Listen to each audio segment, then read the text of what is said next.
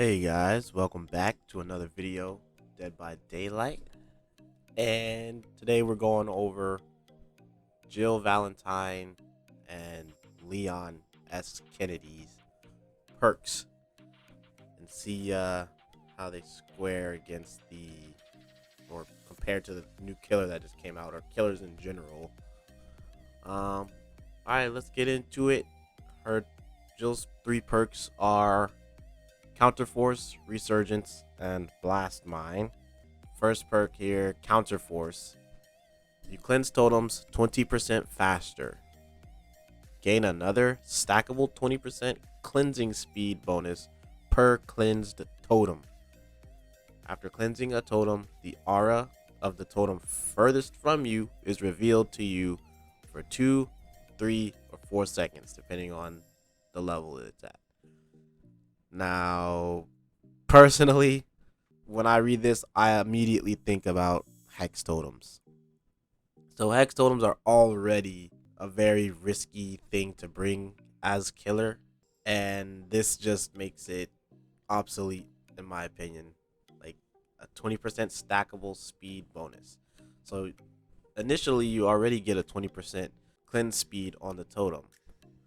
So another 20% cleanse speed bonus. I don't know if it's 20% of the 20% or if it just goes to 40%, 60%, 80%, etc. But either way, if you're using hex totems or hex perks, say goodbye to those because they're gonna be obsolete. They're gonna drop like flies, like literally. You're gonna get it basically like 120% extra, well, 100% when you do 4. But your totems are just gonna drop like that. So if you're using No One Escapes Death, so if you're not a good killer and you rely on No One Escapes Death or something like that to help you clean up those last few survivors or get you at least one kill when they do all the generators, then you're not gonna have it. I wouldn't take any of these things into your games anymore. Let's go on to the next one. Resurgence. After being unhooked or unhooking yourself, instantly gain 40, 45, or 50% to your healing progress. Now, that I don't really think it's not bad. It's not a bad perk.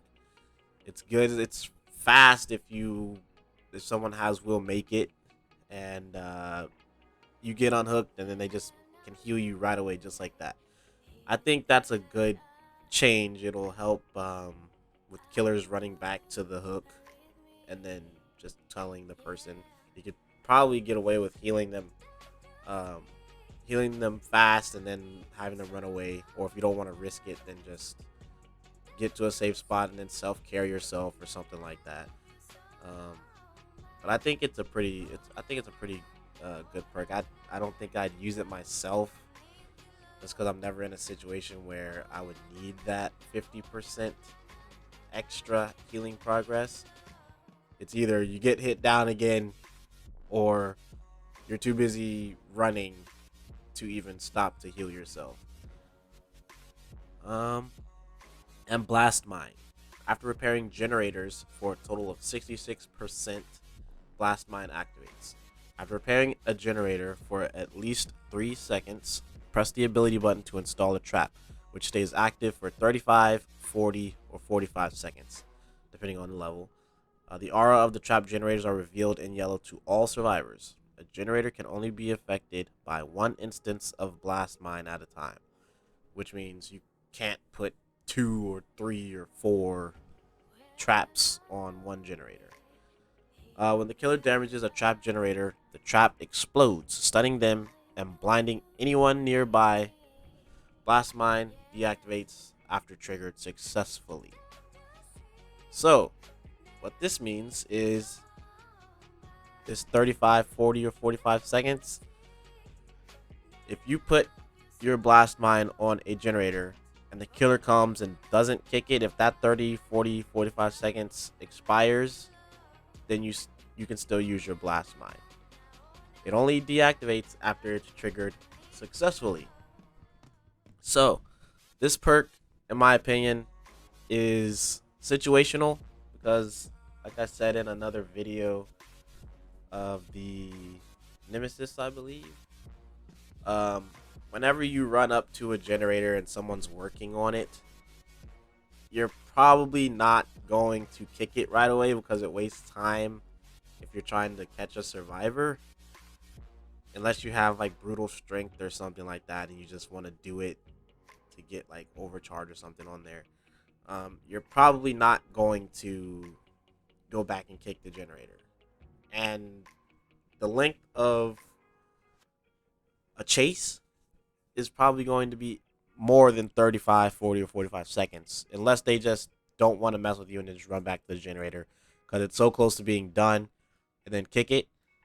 I think this perk is very situational. It does blind you and stun you. It's like when you go to kick it, it explodes or triggers a trap, and then after your stun duration's over, you have to go and kick it again. Um, I tried it in one of my games as Nemesis, or I didn't know they had it, but I went to go kick a generator and it exploded, and I wanted to see if I still kick the generator, which you don't. So you still get a couple more seconds of progression if survivors just want to do that, of kicking the generator. Um, I think it's a good perk for survivor.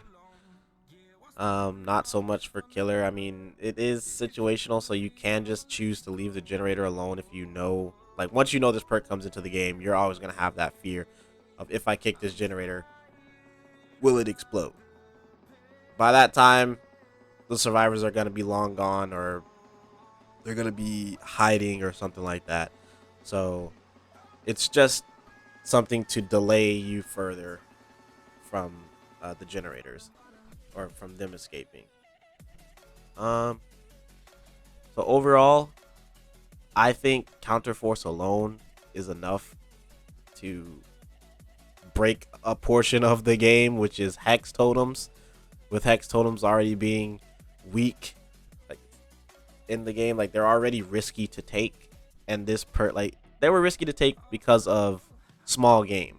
Small game, you actually had to look for the totems at least, and you didn't know where the other totems are unless you just remember where the totem spawns are. But with Counter Force, all you need to do is find one totem. If you find one totem, then you found them all, basically. So bye hexes. Hexes are just gonna be terrible, and I personally use Ruin to at least try to stall the game. But even then, even without small game, my totem gets found fast.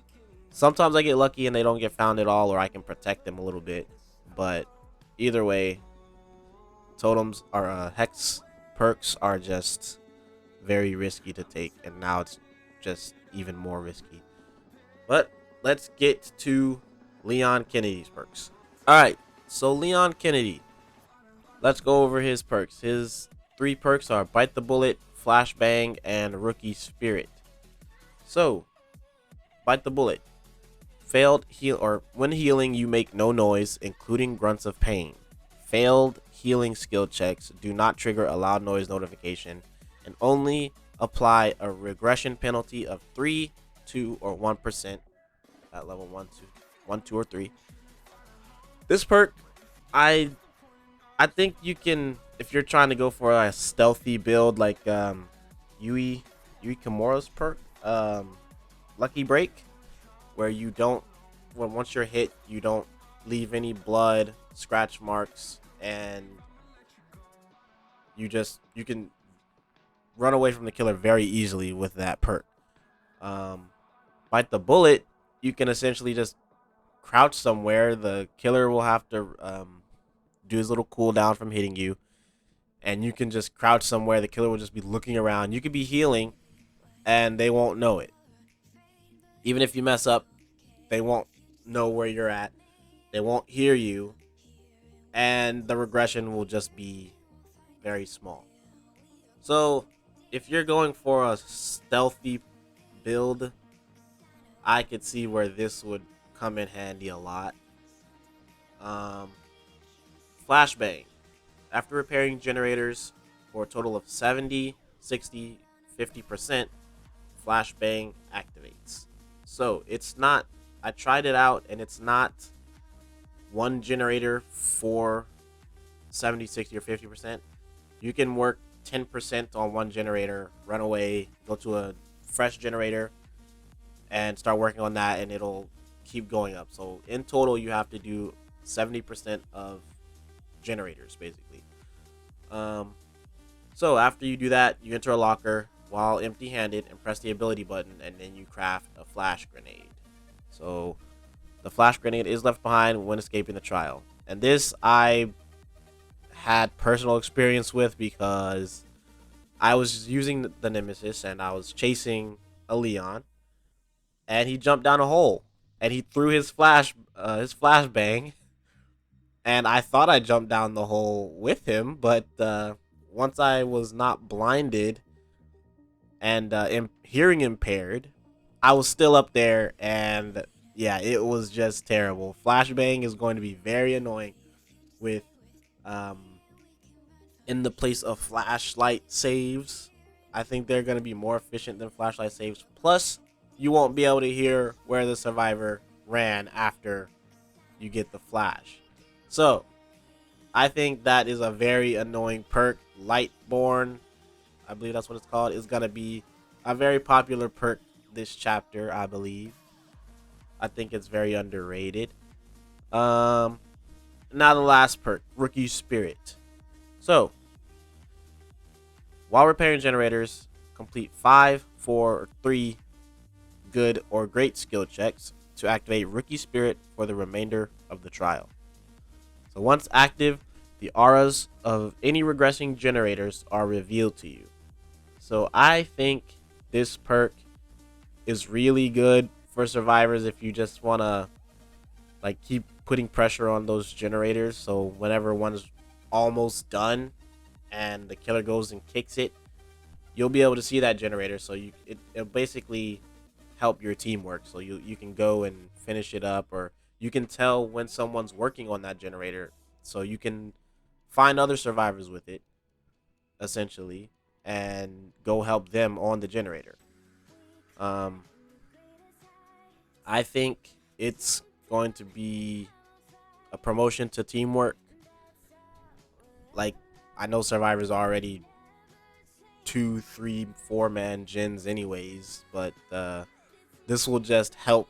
Like, oh, is this generator over here almost done? Let me go rush over here and help them do that generator. You'll be able to find your teammates more easy if you're not already in a Survive with Friends or on Discord or something and telling each other where you guys are at. It'll just promote more teamwork with solos or duos, with finding people and getting the generators done faster.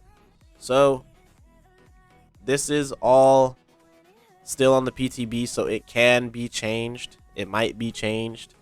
I would really love to see the killer get better perks or updates to his perks and better power bonuses. Like, I don't really think the killer was done justice this chapter. I think for releasing such a cool character, like, a lot of people love the Resident Evil series or franchise, and Nemesis could have been a lot cooler.